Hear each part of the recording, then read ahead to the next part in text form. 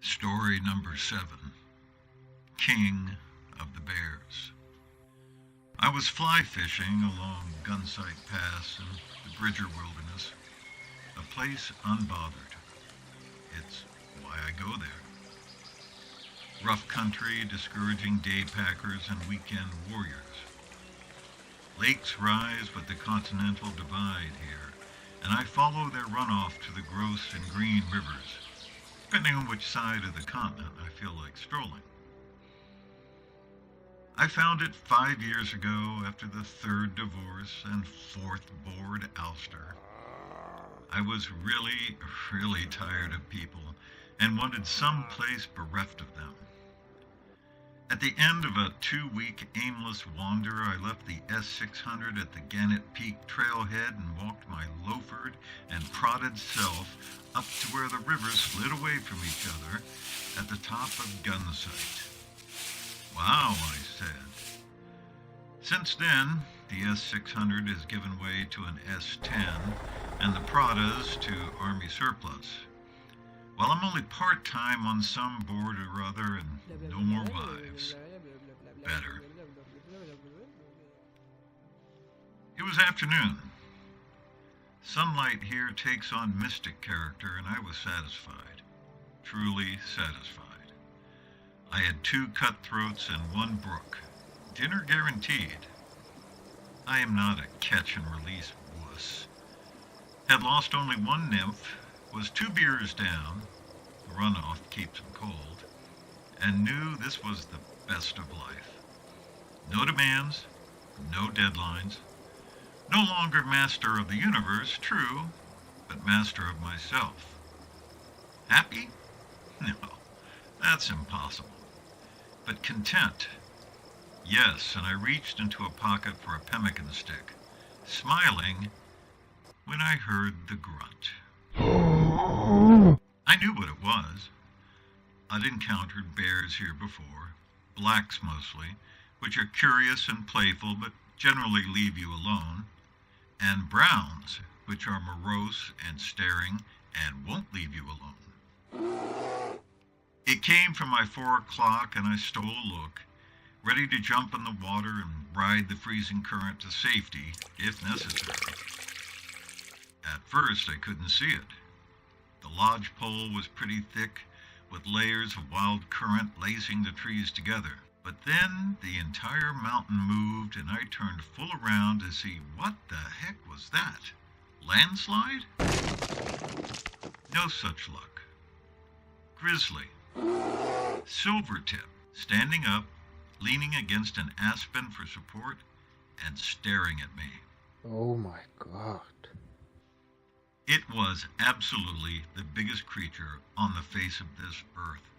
That judgment not due to sudden shock. It simply was. At least 10 feet tall, at least 2 tons, huge for a bear, colossal for a grizzly, grayer than most, so old, with great scarring across its belly and shoulders, so a fighter. Eyes that burned like coal and teeth bore back in savagery and claws gripping through a 2-inch branch. So mad. I was a dead man, which was a liberating thought. If you know you haven't a chance in hell, you'll try anything instead of standing there paralyzed and hoping the King Kong of bears will just go away. No!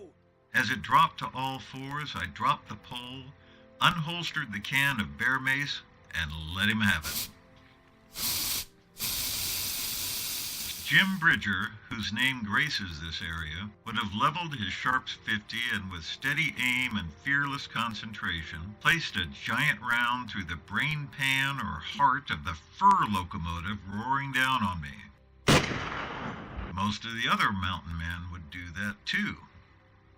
But modern life has made steady aim and fearless concentration rare, and the requisite sharps rarer. So, bear mace. Damned effective, as I've proven to myself on at least 3 prior occasions. Accuracy is not necessary, and the stream caught the charging bear in the chest.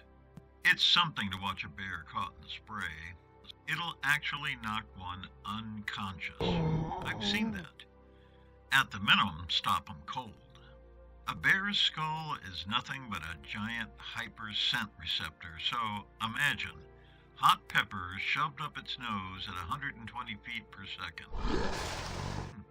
Gives it pause. Did here too, but not like I expected. The bear collapsed into itself. Just the oddest sight. A writhing and screaming fur mountain twisting and tearing within the span of its bulk, no more than 15 yards away. Power like that can start tornadoes, and I leaped out of the way as the bear dervish whirled to the edge of the runoff. The bear stood up straight, roaring the end of the world, its paws clamped hard across its eyes and snout, and then fell like a downed redwood, face first into the water. I thought it was dead, or in a coma. I stood there dumbfounded, watching the shuddering bear as the counterweight from its fall washed back over the top of its head. No one's going to believe this, I said, and fished around in a pocket for my phone to snap a picture. I was so busy getting set that I didn't really notice what was going on until I got the picture focused and framed, and even then, it took a moment to register. The bear was washing the spray off its face. No way, I said, blinking at the picture, and I looked up to see if this was a trick of the light. It wasn't. No freaking way, I said again, wondering what I should do. Take more pictures or get out of there. Should have got out of there.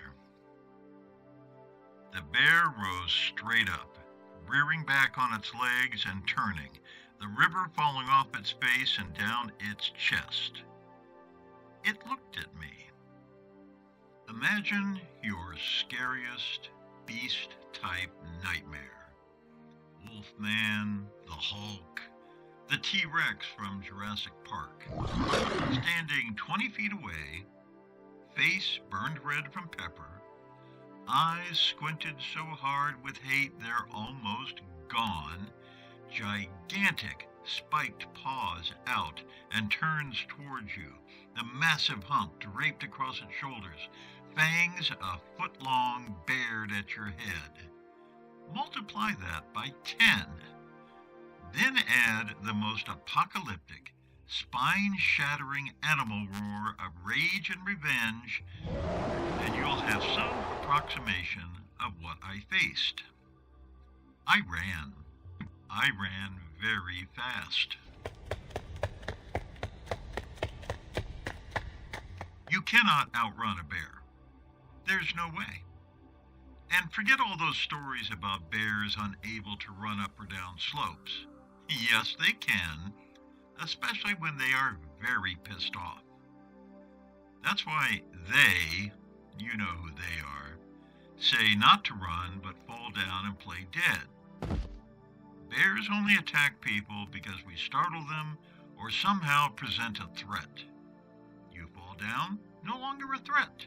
Bear goes away after batting you around a bit. But this bear was fully intent on evisceration, and my falling down would just make his job easier, so I pelted up the slope, beelining for the thickest part of the trees.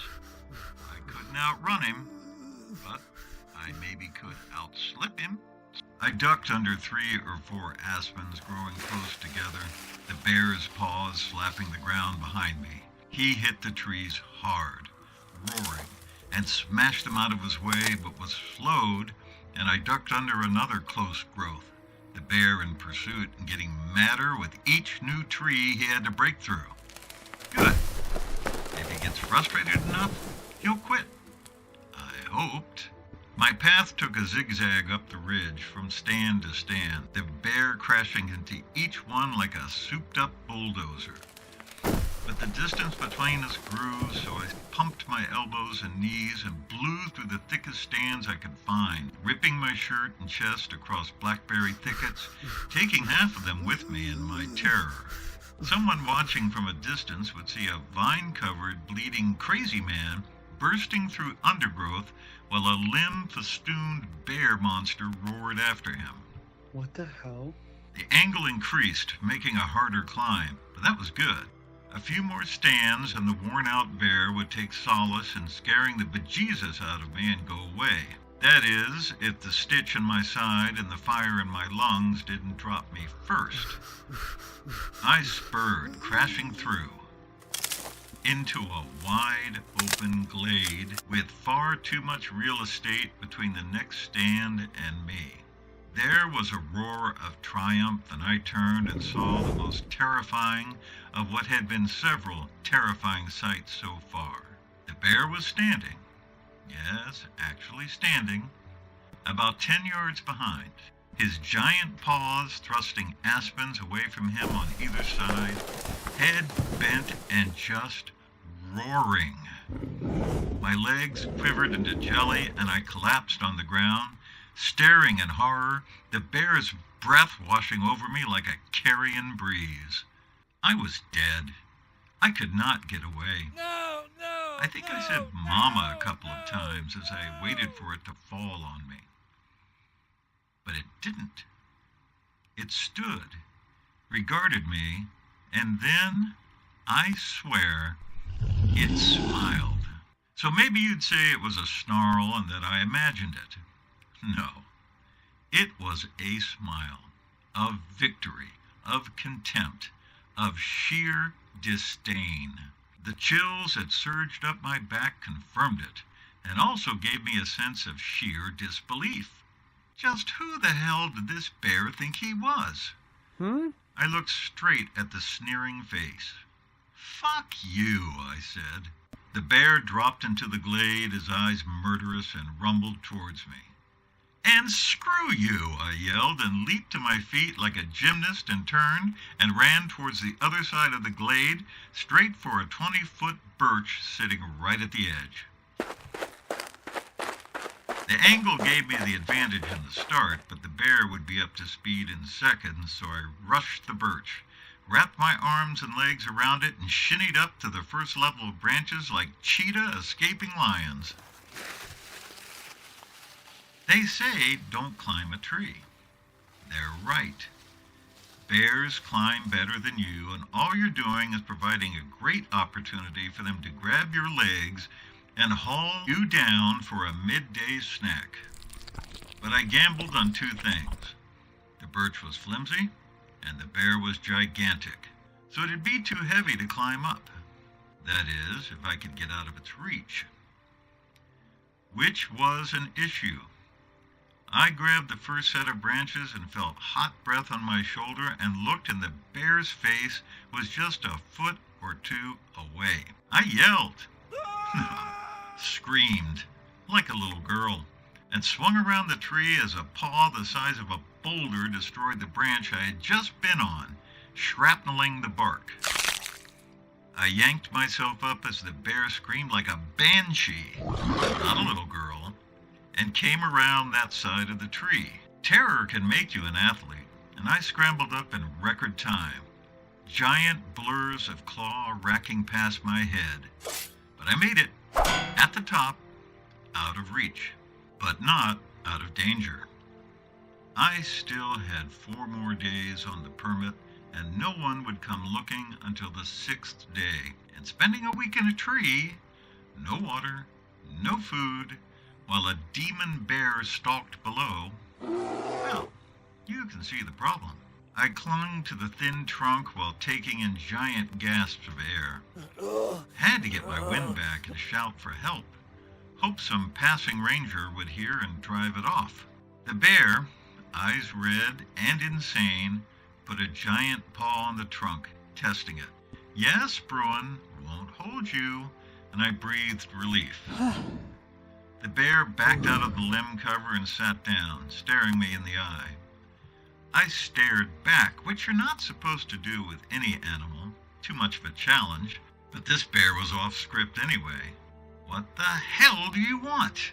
I shouted at him, and he snarled meaner, if that was possible, and looked over his shoulder. I followed his glance and gasped. Oh my God. There were other bears. Not just one or two, not his or her cubs, but 7 or 8 that I could see. Suggestions of more back in the stand. All full grown. Not just grizzlies. Browns, blacks, Kodiaks, even, I swear, a polar. I almost crapped myself. The bear looked back at me meaningfully, and I knew what he wanted. To vanquish the enemy. The bear lurched off his seat and hit the base of the tree like Brian Urlacher. The birch shook and almost dislodged me, and he reared back and hit it again. And again. The tree canted, and I heard a splintering from the base and was either going to fall over or snap under this treatment. If it snapped, I landed at the bear's feet, and he and his friends would have barbecue. Falling, it went through the trees, which was my only chance. I swung around and put all my weight on the forest side as the bear hit the tree again, and it toppled through the lodge pole and aspen, the branches beating me half to death. It crashed into the forest floor, and I hit hard. My right shoulder went numb, and I knew it was dislocated. No time. No time. I jumped up and ran for the sharp berm that marked the dirt road winding the ridge. I scrambled up it, screaming at the pain in my shoulder, but spurred by the sound of trees snapping and giant paws digging into the dirt behind. I reached the top and did not break stride, but cut right and hurled down the road, back towards the trailhead and the rangers, the only chance I had. Trees fell beside me as the bear kept pace below the berm, even gaining a lead, as I held my shoulder together with my left hand, crying, praying that a ranger was tooling about, making rounds. Please, God. A glint in the distance. Sunlight off a windshield. Holy Jesus and all his angels.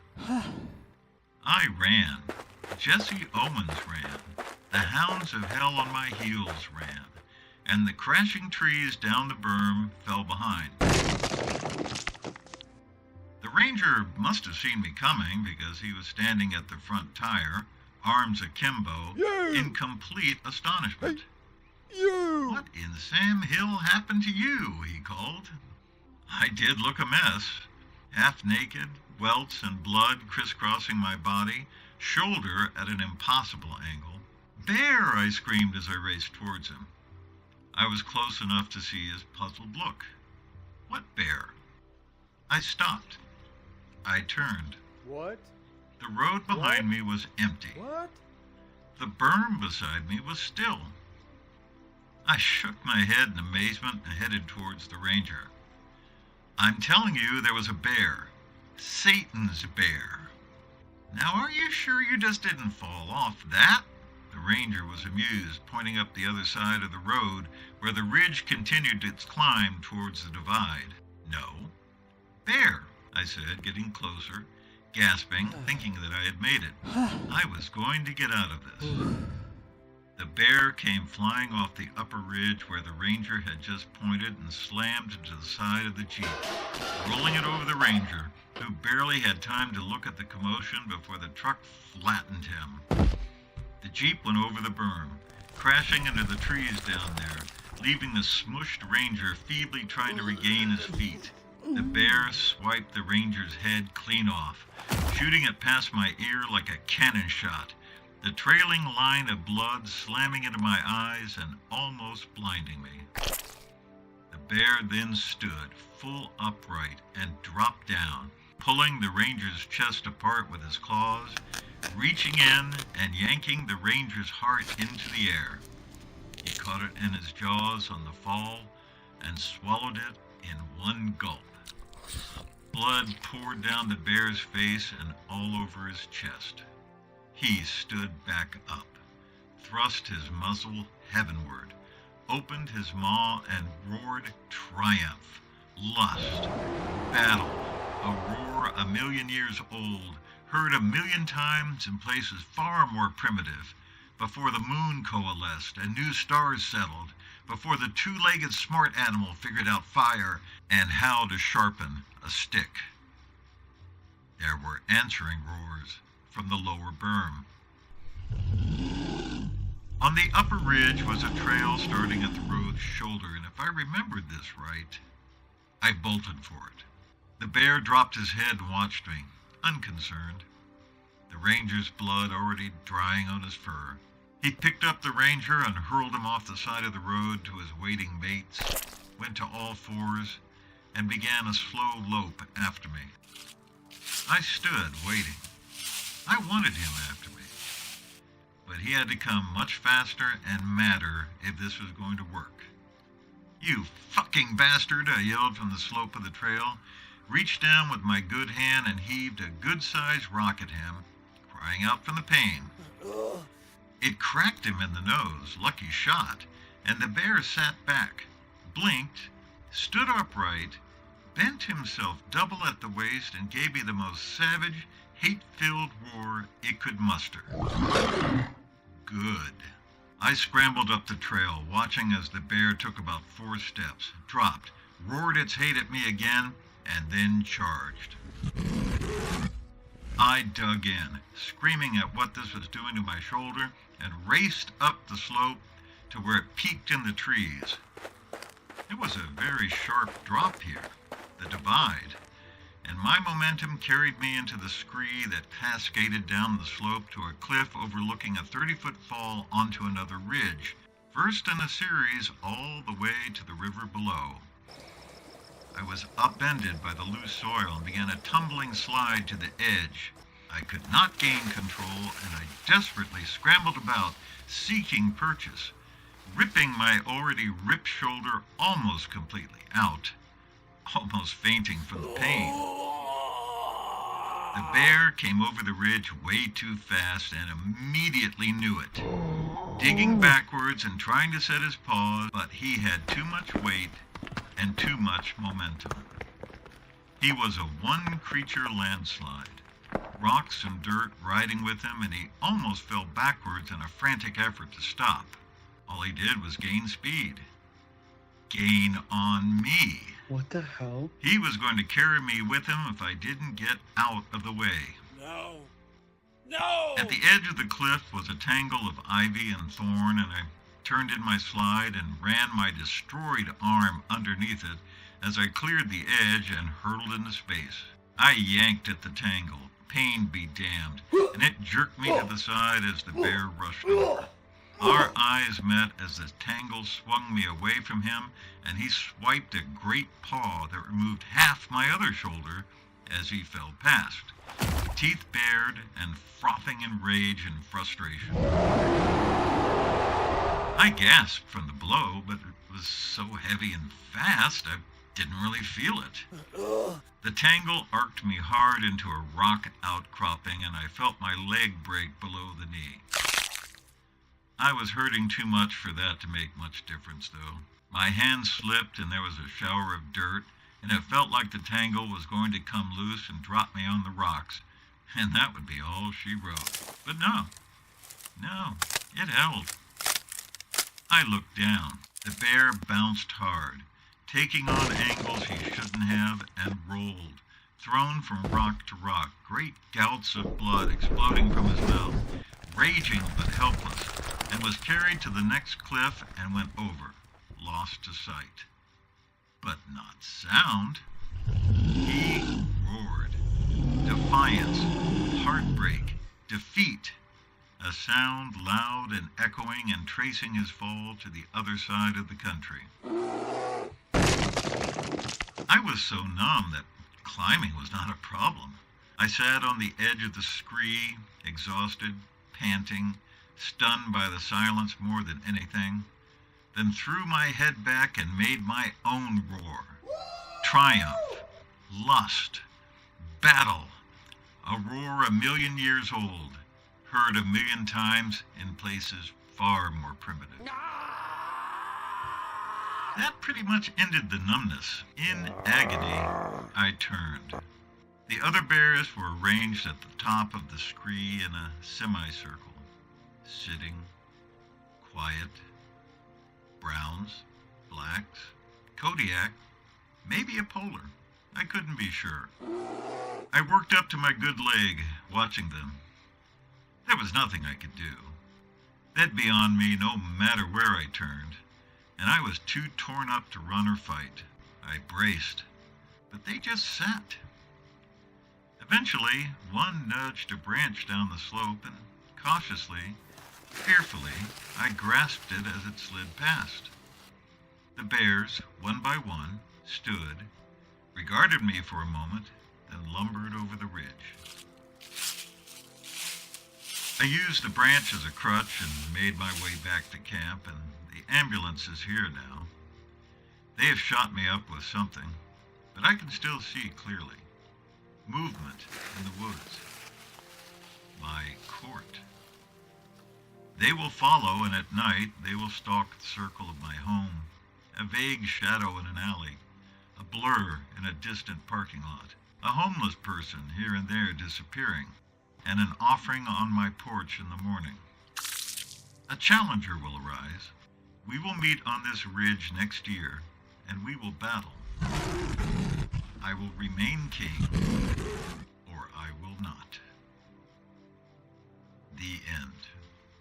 The bear went over the mountain, the bear went over the mountain, the bear went over the mountain to see what he could see. And all that he could see, and all that he could see was the other side of the mountain, the other side of the mountain, the other side of the mountain was all that he could see.